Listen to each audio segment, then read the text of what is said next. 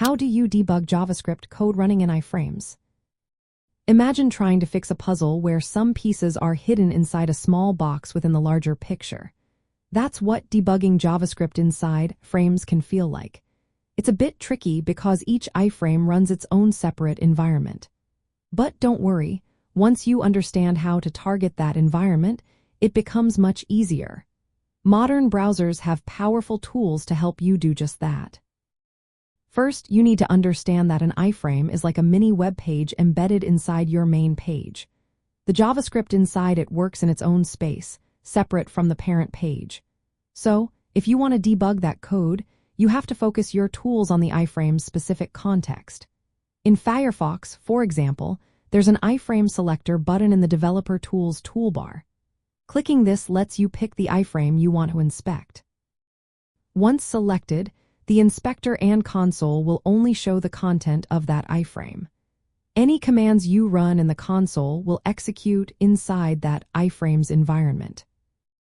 In Chrome or Edge, you can switch the console's context using a drop-down menu called the JavaScript Context Selector. This allows you to run commands directly inside the iframe. Keep in mind, however, that the Elements panel still shows the parent page's DOM, so you need to switch contexts in the console to see the iframe's elements. Once you're in the right context, you can set breakpoints in the iframe's JavaScript files just like you would for any other script. You can also add debugger statements directly into the code. When the code hits those points, execution pauses, letting you step through line by line. This helps you see what's happening inside the iframe and inspect variables or call stacks. Sometimes, it's useful to interact with the iframe from the parent page. You can do this using properties like contentWindow or contentDocument on the iframe element. For example, you can call functions defined inside the iframe or change its content. This is especially handy for triggering specific behaviors during debugging sessions. You can also evaluate JavaScript directly inside the iframe's console.